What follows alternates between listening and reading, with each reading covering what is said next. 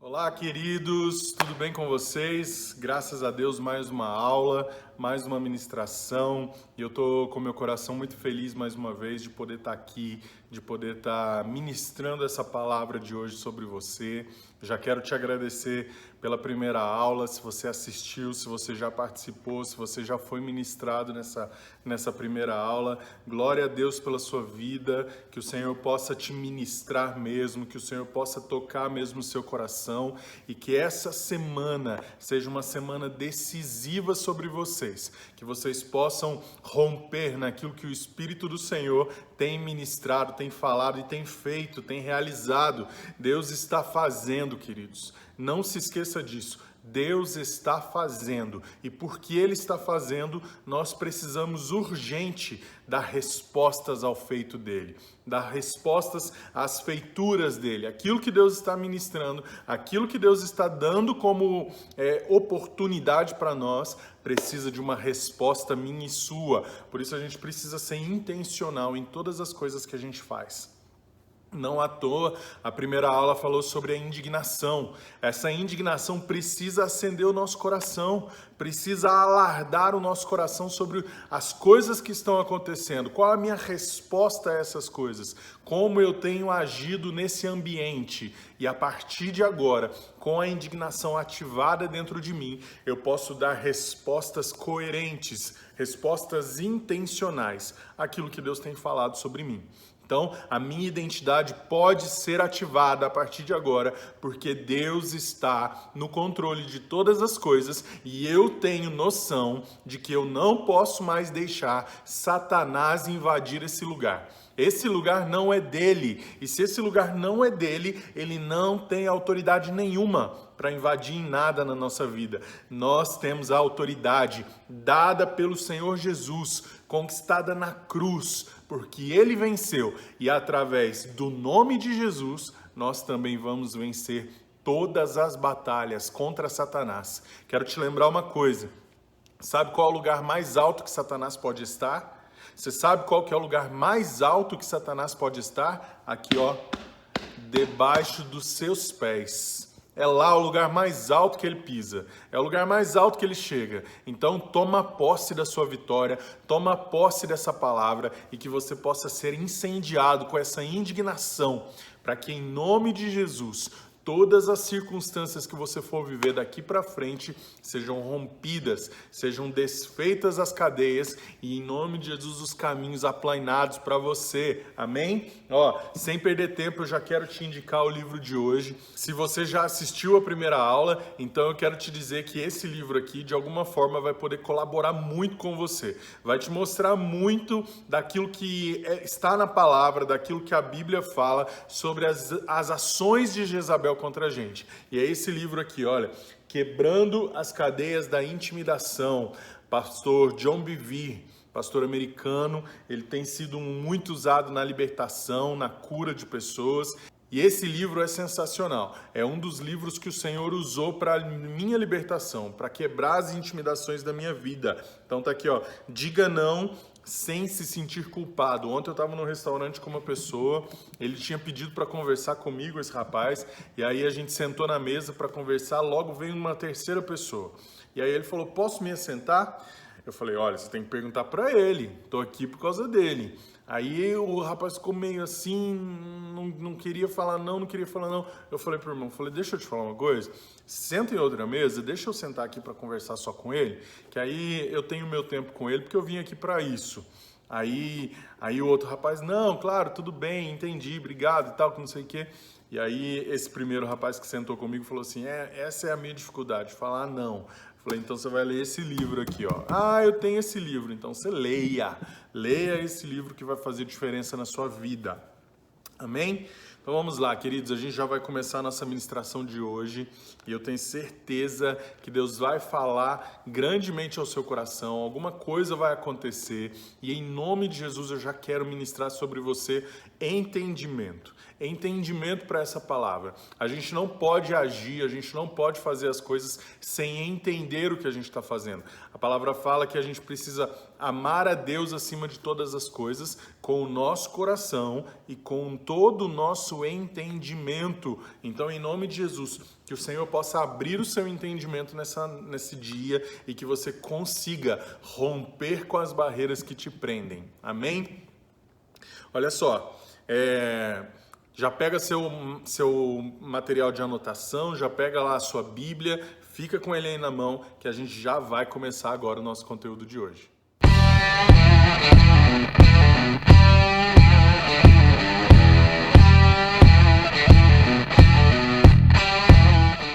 Vamos lá, se você já está com tudo aí perto de você, eu já vou te convidar para deixar sua palavra aberta no livro de Marcos, no capítulo 9.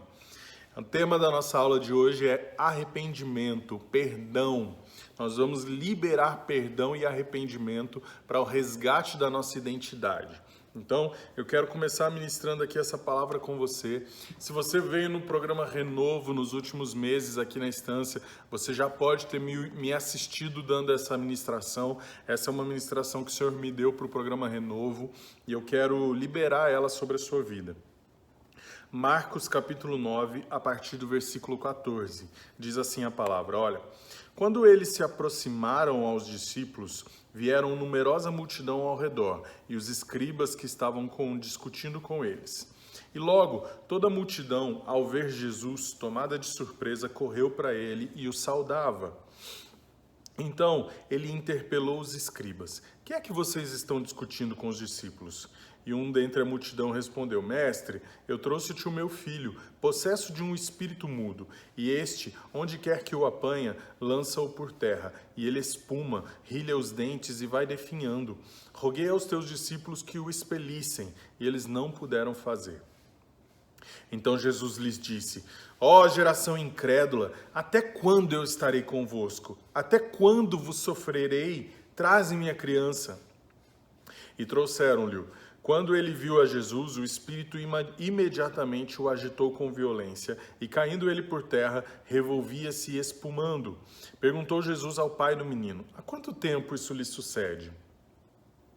Desde a infância, respondeu o pai, e muitas vezes o tem lançado no fogo e na água, para o matar. Mas se tu podes alguma coisa, tem compaixão de nós e ajuda-nos.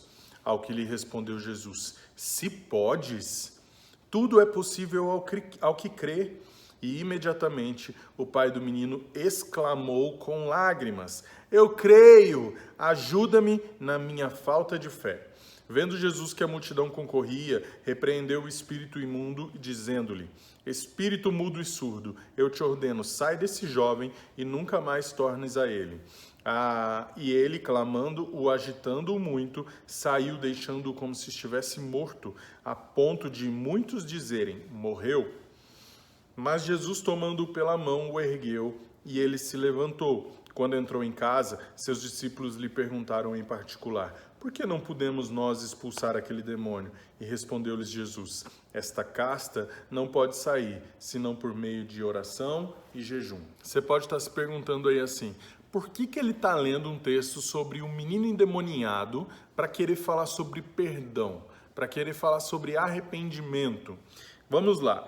Talvez a gente não consiga pegar isso sim de primeira, mas a gente vai destrinchar um pouquinho esse texto e a gente vai passear pela Bíblia até que a gente consiga chegar no ponto específico que a gente quer tratar. Amém? Vamos lá, vamos embora. Como é que começa esse texto? Marcos capítulo 9, versículo 14. A Bíblia começa falando que Jesus e os outros discípulos estavam vindo. Vindo de onde? Onde eles estavam? Que eles não estavam junto com os discípulos que já estavam ali no meio daquela multidão.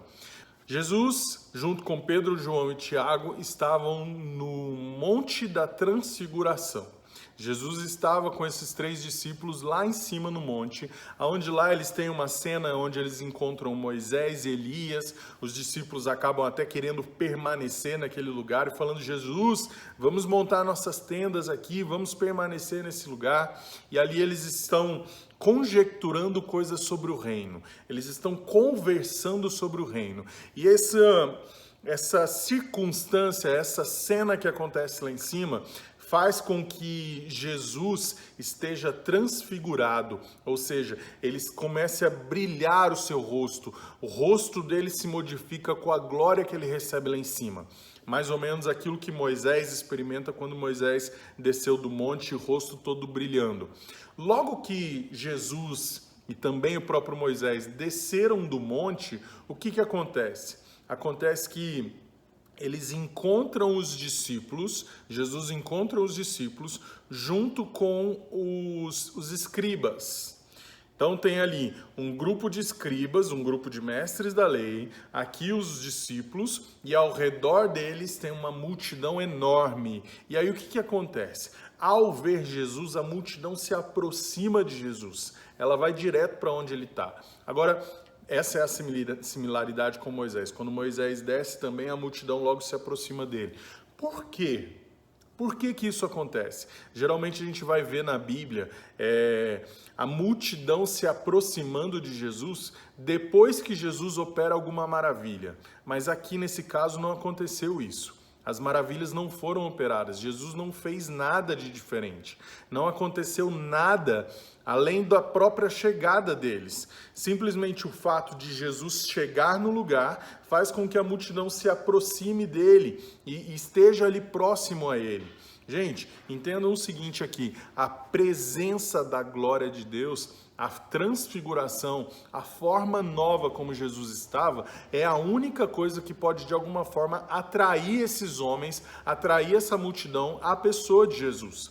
Não tem nada além dessa presença de Deus que possa de alguma forma modificar ou trazer uma outra ideia do porquê que a multidão se aproxima dele. Eles não tinham informação de como era o rosto de Jesus. A grande maioria daquelas pessoas havia visto Jesus apenas uma vez na vida. E na verdade a grande maioria daquelas pessoas estava encontrando com Jesus ali naquele momento pela primeira vez na sua vida. E não tinha informação nenhuma de como era a fisionomia de Jesus, como era a apresentação de Jesus.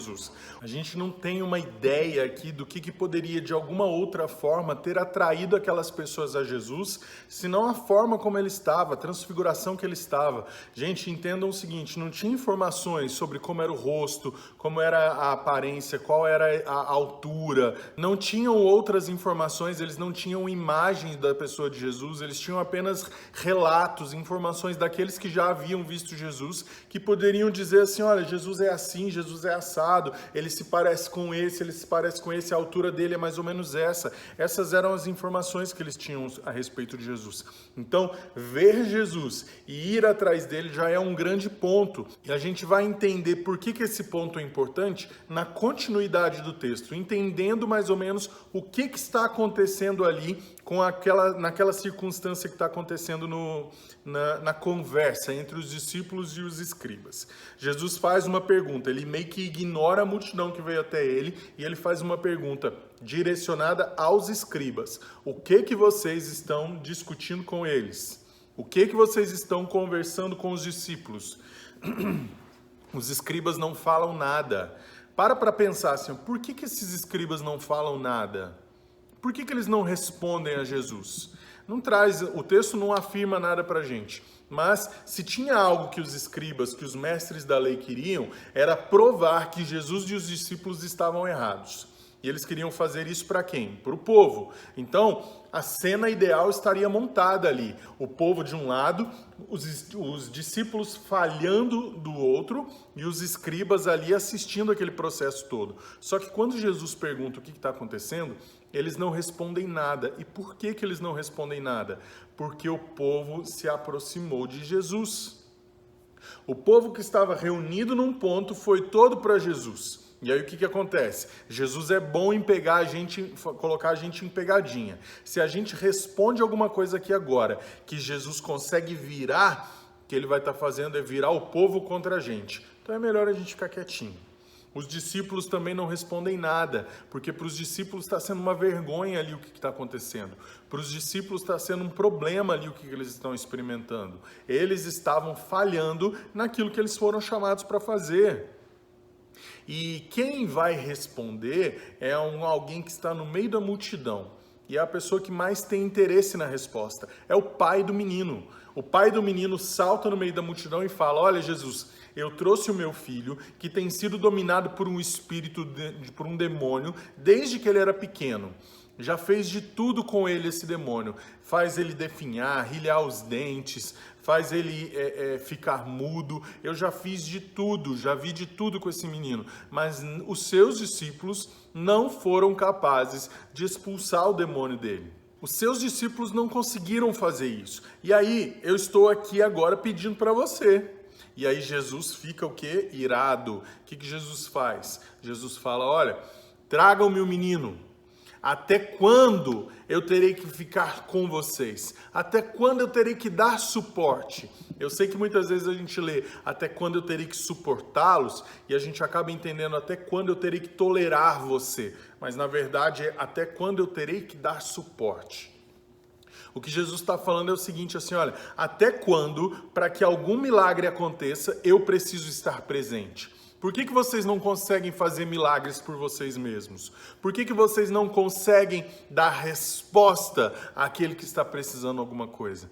E aí, os discípulos viram ali a situação, Jesus manda trazer o menino. Quando o menino vê Jesus, o demônio se agita, joga o menino no chão e o menino começa ali a espumar pela boca, começa a tremer inteira, se debater no chão, e o menino fica ali de novo inconsciente, e agora ele está ali, hoje a gente sabe que era uma cena ali de uma crise de epilepsia, né? A gente sabe que existe sim a epilepsia doença, mas também existe crises epiléticas causadas por demônio, e ali parecia ser esse o caso, senão Jesus não teria expulsado aquele demônio. Então, o que está acontecendo ali? Os discípulos agora estão vendo a circunstância assim acontecer na frente dele, a manifestação acontecer na frente deles, porque o demônio viu a pessoa de Jesus. E ali, o que nós, pastores, faríamos numa situação dessa? A grande maioria de nós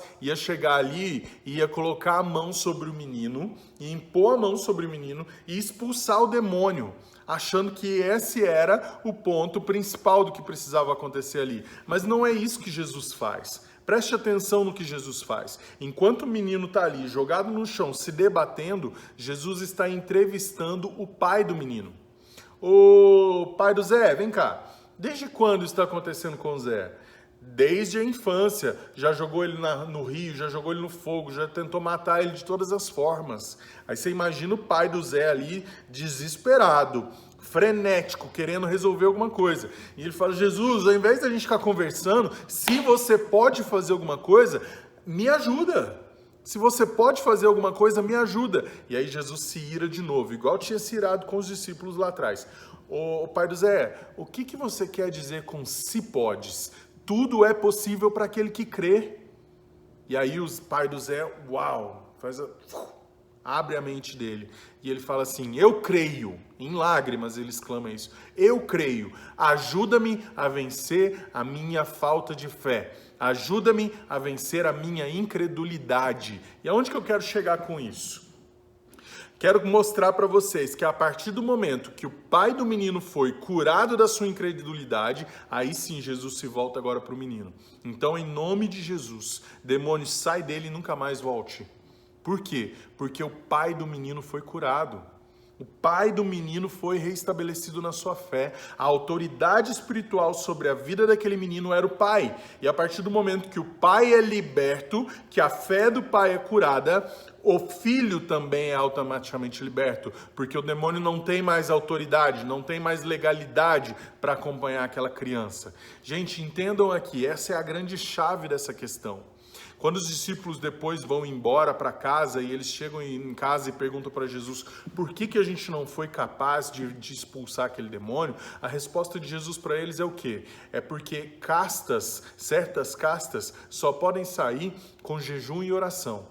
Jejum e oração era a condição que tinha levado Jesus lá para o Monte da Transfiguração a estar transfigurado. Jesus só pode estar transfigurado por estar num nível de glória diferente do comum, de um nível de glória diferente desse terreno que a gente experimenta no nosso cotidiano.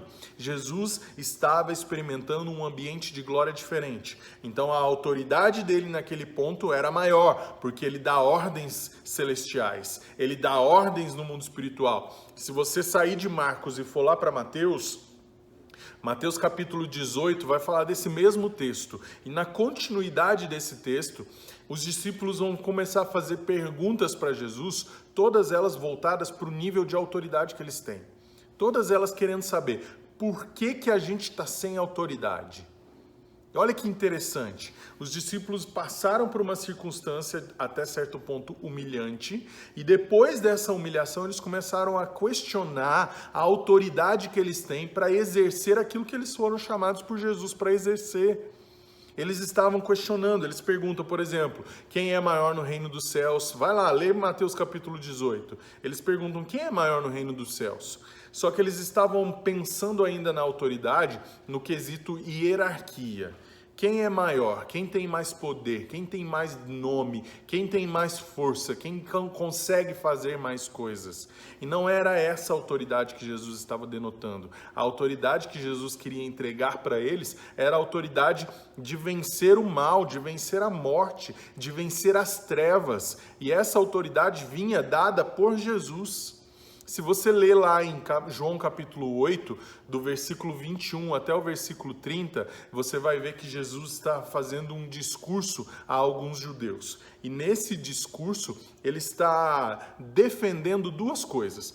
Primeiro, a missão dele e segundo, a autoridade dele. A missão dele veio do céu. A missão dele veio dada pelo Pai. E por causa da missão recebida pelo Pai, com a autoridade que o Pai lhe conferiu, ele pode executar aquilo que ele foi chamado para executar. Então, entenda comigo nesse aspecto, entenda essa verdade. Existe aqui uma realidade de autoridade que precisa ser resgatada. Os discípulos começam a perguntar e Jesus começa a ensinar para eles, olha, aquilo que vocês ligarem na terra será ligado no céu, aquilo que vocês desligarem na terra também será desligado no céu. Agora, ligar e desligar, no grego, original no grego, tem o sentido de permitir ou proibir. Ou seja, aquilo que você permite na terra será permitido no céu. Aquilo que você proíbe na terra será proibido no céu. Quem tem direito de permitir ou de proibir tem autoridade sobre algo. E Jesus está falando que nós temos autoridade para permitir ou proibir as coisas de acontecerem no mundo real e no mundo espiritual. Nos dois mundos, nós temos o governo daquilo que nos rodeia. Gente, não é à toa que nós somos embaixadores de Cristo nessa terra. Não é à toa que nós somos representantes de Cristo nessa terra. Nós temos a autoridade que é conferida a Cristo. Nós temos a autoridade que é dada a Cristo. E pelo sangue dele, pelo poder do sangue dele, que redime todos os pecados e nos torna mais uma vez conectados com Deus, pelo poder do sangue dele, é que nós temos essa autoridade. Então a gente precisa colocar o nosso entendimento dentro disso. A gente precisa colocar a nossa vida dentro disso. Eu tenho essa autoridade, eu tenho esse valor, eu tenho esse entendimento. Agora, preste bem atenção aqui numa coisa. Por que nós temos autoridade para falar no nome de Jesus? Me responde essa. Por que eu tenho autoridade para falar no nome de Jesus? O que foi conquistado para mim na cruz? Eu tenho autoridade porque Jesus conquistou algo na cruz. O que Jesus conquistou na cruz? Salvação? Libertação? Quebra das maldições? Venceu a morte? Muito mais do que isso. O que foi conquistado para nós na cruz foi o perdão. Foi o apagar das nossas culpas. Foi o liberar das nossas dívidas. Jesus nos deu perdão e porque eu fui perdoado por Jesus, agora eu tenho autorização, eu tenho autoridade para usar o nome de Jesus para quebrar toda circunstância, para permitir ou proibir as coisas de acontecerem aqui nessa terra. Então a gente precisa abrir o nosso entendimento para essa realidade. Jesus nos deu perdão. com o perdão que eu recebi, eu posso usar o nome dele para entregar a libertação que a terra precisa, para entregar a cura que o povo precisa e para liberar as coisas que estão presas na região celestial para virem para essa terra e trazermos então o céu para a terra, a manifestação daquilo que acontece no céu ser real aqui na terra. E é incrível, porque se a gente continua lá no texto de Mateus 18, quando a gente chega no versículo 22, a gente vai perceber que Pedro faz uma pergunta para Jesus muito específica. Muito específica. Eles estão falando ali sobre a autoridade. Jesus está demonstrando para eles o que eles precisam fazer, quem que é o maior, quem que tem poder para proibir ou permitir. E aí Pedro para a conversa e fala assim: Jesus, quantas vezes eu preciso perdoar aquele que faz alguma coisa contra mim? Gente, aparentemente a pergunta sobre perdão não tem a ver com autoridade, mas Pedro pegou essa ideia, Pedro entendeu esse princípio. Eu preciso desse perdão. Tem a ver o perdão que Deus me deu, a restauração que Deus me deu, a cura que Deus me deu, me entregando o filho dele, ainda que o filho dele não tivesse ainda sido sacrificado. Mas Pedro já andava com o perdão em carne, Pedro já andava com a restauração em carne, e ele era um dos mais próximos de Jesus. Ele percebia aquilo que Jesus fazia todas as vezes, que é, olha, vai, a tua fé te salvou, vai embora, vai em paz, você não tem mais dívida, você não tem mais culpa. Pedro percebia Jesus fazendo isso. Então ele pergunta: quantas vezes eu preciso perdoar aquele que faz algo contra mim? Umas 7 vezes? E aí Jesus responde: não, Pedro, não apenas 7, mas 70 vezes 7. E deixa eu te fazer uma pergunta aqui, talvez muito crucial. Você já parou para se perguntar por que Pedro não questiona Jesus sobre a resposta dele? Por que Pedro não pergunta: mas o que o senhor quer dizer com 70 vezes 7? O fato de Pedro não perguntar me diz que Pedro entendeu o que Jesus estava falando. Poxa, eu dei uma resposta para ele, ele não me trouxe nenhum questionamento, nenhuma dúvida. Ele não me trouxe nenhuma circunstância de que ele não teria entendido aquilo que eu falei, então ele entendeu o que eu falei. E por que Pedro entendeu e eu não posso entender? Por que eu vou achar que o 70 vezes 7 é uma forma confabulada de Jesus de falar, é uma forma, como se Jesus estivesse usando mais uma vez uma parábola, ou como se Jesus estivesse sendo alegórico naquilo que ele está falando? Não, gente, Jesus está sendo explícito. Ele está sendo explícito e Pedro entende a forma de Jesus de responder e ele assimila aquilo para ele. Se Pedro assimila, por que eu não posso assimilar? Por que eu tenho que achar que é infinitas vezes ou que é 490 vezes porque é um número inalcançável? Não, não é essa a resposta. A resposta do 70 vezes 7 está no livro de Gênesis. Livro de Gênesis, capítulo 4, versículo 24. Abra sua Bíblia aí para você ver. Gênesis, capítulo 4, versículo 24. É a resposta de Lameque, ou na verdade é uma informação de Lameque para suas duas esposas, Adá e Zila. Ele fala, olha, Adá e Zila, se Caim for vingado 7 vezes, Lameque o será 70 vezes 7. O que significa isso? O que Lameque está querendo dizer com isso? Quem foi Lameque? Vamos lá, vamos entender. Na genealogia do Gênesis, nós tivemos ali o primeiro assassino da Bíblia, que foi Caim. Caim matou seu irmão Abel. O sangue de Abel estava clamando por Deus da terra. O sangue de Abel estava clamando por Deus da terra. E aí, a gente precisa entender agora sim o seguinte, olha, Caim foi o primeiro assassino da Bíblia. O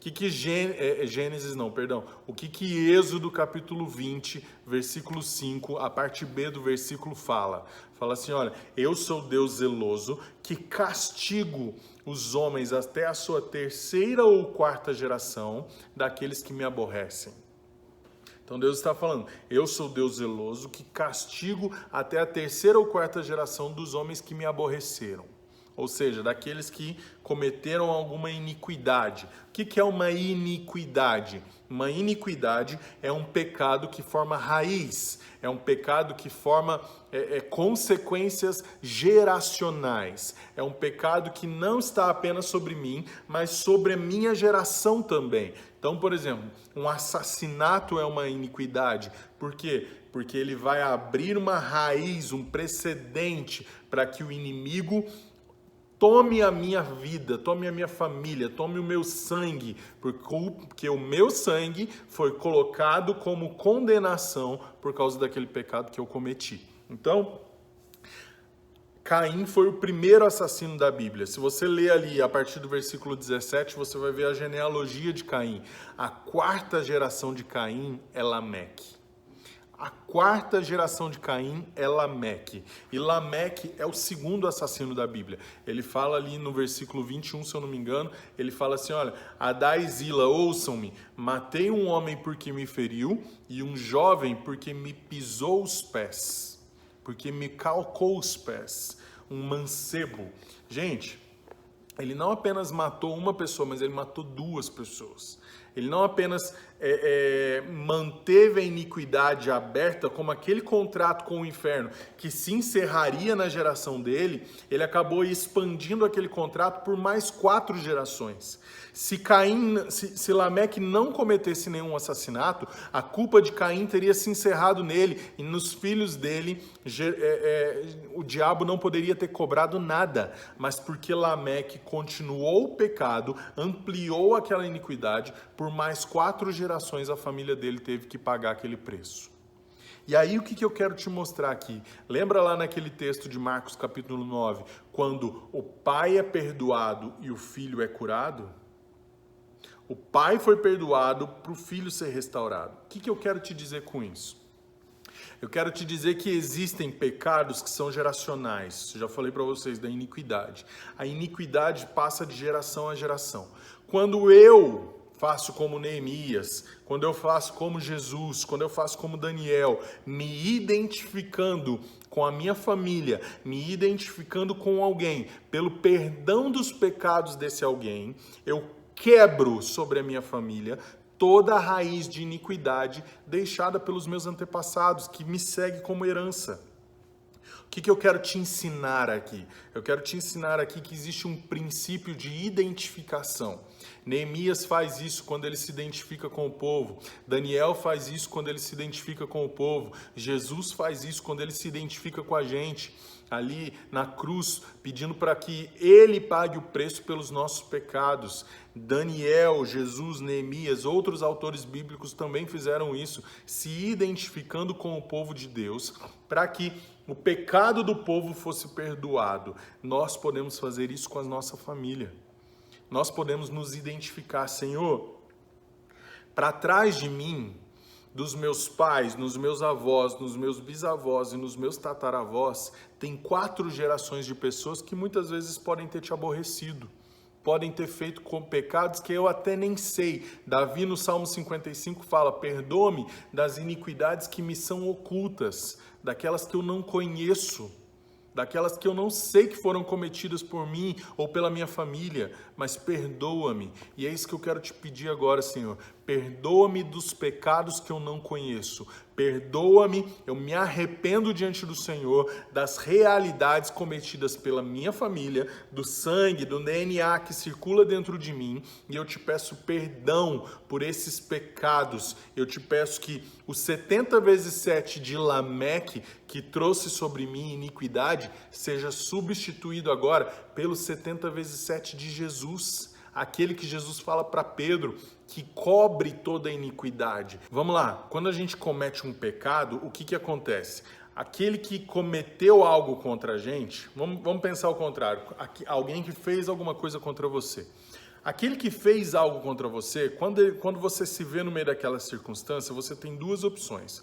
Você pode escolher perdoar aquela pessoa e viver bem a partir daquele momento, ou você pode escolher também se vingar daquela pessoa. Ao escolher se vingar, a nossa escolha é o 70 vezes 7 de Lameque. Ao escolher perdoar, a nossa escolha é o 70 vezes 7 de Jesus. E O que acaba com a vingança? É o perdão, gente. É o perdão. O 70 vezes 7 que Jesus fala para Pedro iniciar, nada mais é do que um 70 vezes 7 que vai anular aquele princípio de vingança estabelecido por Lameque. Então, quando Jesus fala isso para Pedro, Pedro vai com a ideia dele lá em Lameque e entende, uau, Lameque estabeleceu um princípio de vingança de 70 vezes 7. Então eu preciso agora estabelecer um princípio de perdão de 70 vezes 7. Na iniquidade mais antiga que me alcança, no pacto mais antigo que o meu sangue, que a minha família tem com o inferno, eu quero agora depositar os 70 vezes 7 de Jesus e arrancar o meu sangue das mãos de Satanás, arrancar o meu sangue das mãos do inferno, para que o inferno não tenha mais poder contra mim, para que o inferno não possa mais operar nada sobre a minha vida, mas que eu possa andar diante da glória, diante do favor e diante do perdão de Deus. É isso que nós precisamos. E por isso que eu trouxe o texto de Marcos capítulo 19, Marcos capítulo 9, para a gente compreender essa realidade. Lá em Marcos capítulo 9, o pai foi restaurado por causa da libertação, o filho também foi restaurado. E não é a primeira vez que isso acontece na Bíblia. A gente vê o centurião que vai encontrar com Jesus, viaja quilômetros da Síria até encontrar com Jesus para que o filho dele seja curado.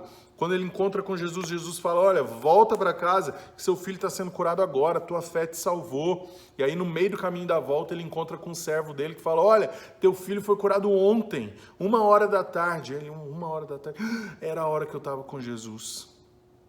A mesma coisa acontece, por exemplo, com a mulher cirofenícia, que vai lá e fala com Jesus que ela quer a cura para a filha dela. E Jesus fala, olha, não é digno que a gente tire a comida dos donos da casa para dar para os cachorrinhos.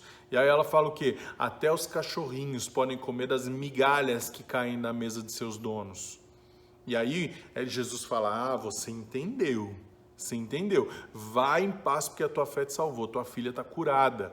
Então a gente vê pais sendo libertos o tempo inteiro para que filhos sejam restaurados. Eu não sei o que seus pais cometeram, o que seus avós, seus bisavós, seus tataravós cometeram, mas o que eu sei é que o sangue deles circula nas suas veias. Não sei se algum de vocês aqui tem dupla cidadania, principalmente das europeias, mas você sabe que para tentar uma dupla cidadania, o que você pode fazer? Você pode pegar a documentação até do seu tataravô. Por quê? Porque geneticamente existe prova, existe condição de eu provar que você é parente de alguém até a 4ª geração. Da 5ª geração para frente não tem mais similaridade de DNA. E é por isso que não se aceita mais documentação de gente mais antiga do que 5ª geração. Por quê? Porque o sangue está dentro da gente. E o que nos torna pecadores é o sangue. Tanto é que o que nos salvou na cruz é o sangue de Jesus. Foi o sangue de Jesus que nos salvou na cruz. O sangue dele derramado foi o único capaz de nos livrar da morte, de nos livrar da condenação. Então o nosso sangue tem condenação. Quando nós tiramos esse sangue do pecado e trazemos o sangue de Jesus sobre nós, o perdão de Jesus sobre nós, aí sim, agora não tem mais pecado que me alcance, não tem mais dívida que eu precise pagar, não tem mais o que o inferno possa me cobrar, porque tudo foi pago em Jesus. Tudo foi pago em Jesus. Por isso eu restaurei agora com com o meu posicionamento, a minha identidade foi restaurada. O perdão que eu precisava liberar foi liberado. E a partir de agora o meu sangue é livre. Satanás não pode mais cheirar o seu sangue. Satanás não pode mais farejar o seu sangue. Por quê? Porque a sua sebe, lembra lá de Jó? A sua sebe foi restaurada. E agora ele só pode estar ao seu derredor, atrás daquilo que te protege. E é isso que a gente precisa fazer, tirar todas as legalidades e autoridades da vida de Satanás. Então você vai fazer essa oração. Quero deixar essa palavra com você. Você vai fazer essa oração. Senhor, em nome de Jesus, eu quero me identificar com a minha família. Quero me identificar com os meus antepassados e pedir perdão para o Senhor, para quebrar a partir de agora toda a cadeia de pecados que veio com o meu sangue, que veio de geração após geração sobre mim, para que em nome de Jesus nada disso mais me alcance, nada disso mais esteja sobre mim e eu possa viver a autoridade que o Senhor me chamou para experimentar nessa terra. Quero que você faça essa oração. Os casados precisam fazer essa oração também em relação à família dos seus cônjuges. Se identificarem com os pecados da família dos seus cônjuges. Hoje você é um com o seu cônjuge. Se você é um com o seu cônjuge, você precisa trazer sobre você a liberação da bênção que Deus tem para a sua vida e para a vida do seu cônjuge. Quebrar sobre vocês todas essas maldições que ainda podem estar no seu sangue. E peça perdão pelos pecados que você sabe, mas também pelos pecados que você não sabe. E aqueles que vêm de famílias religiosas, de pais e mães, avós que ainda estão vivos, que ainda consagram o seu nome todos os dias em altares de outras religiões, você precisa fazer como Jó, você precisa fazer essa oração constantemente sobre a sua vida, quebrar sobre você todo tipo de oração, de idolatria, todos os altares em que o seu nome foi entregue, que o nome dos seus filhos foram entregues, para que em nome de Jesus nenhuma maldição esteja sobre você. E tem uma chave que eu quero liberar sobre a sua vida agora. A gente se preocupa muito com a questão da maldição. Mas esse texto de Êxodo, capítulo 20, versículo 5, ele também traz um outro entendimento para a gente a partir do versículo 6. No versículo 6 vai dizer que Deus também é um Deus maravilhoso, que permite que a bênção nos alcance até a 1000ª geração. Sabe o que isso significa? Que a velocidade do inferno é de 4 em 4 gerações. Mas a velocidade da bênção de Deus é de 1000 em 1000 gerações. O que isso significa? Se da mesma forma tem maldições que me alcançaram pelas 4 gerações passadas, tem bênçãos de pessoas que plantaram coisas boas, de pessoas que frutificaram no jardim, de pessoas que fizeram aquilo que agradava a Deus. Tem bênçãos dessas pessoas até 1000 gerações atrás que eu posso reivindicar sobre mim. Senhor, em nome de Jesus, eu quero sobre mim, sobre a minha casa, sobre a minha família, as bênçãos daqueles que estão atrás de mim, que vieram antes de mim, que por 1000 gerações têm agradado o Senhor, têm frutificado no Senhor. Eu quero que essas bênçãos me alcancem, porque elas são de direito dada pelo Senhor. O Senhor me deu esse direito, está lá na palavra, Êxodo capítulo 20, versículo 6. Faça essa oração também e seja abençoado por aquilo que plantaram na sua vida sem você nem saber. Antes mesmo de você conhecer essas pessoas, antes mesmo de você imaginar nascer, o Senhor já sonhava com a bênção que ia alcançar você, amém? Então, em nome de Jesus, eu quero liberar essa palavra sobre a sua vida, quero liberar essa autoridade sobre você. Você vai resgatar esse perdão hoje para você, para sua família, em arrependimento. Se dobra mesmo diante do Senhor, se curva diante dele, reconhece os pecados da sua casa, todas as iniquidades que você conhece e as que você não conhece, e em nome de Jesus, tira isso do seu sangue, tira isso da sua história, tira isso da sua vida, para que o Senhor possa liberar sobre você a graça maravilhosa dele, o perdão maravilhoso dele, e você possa andar segundo a autoridade que te foi conferida.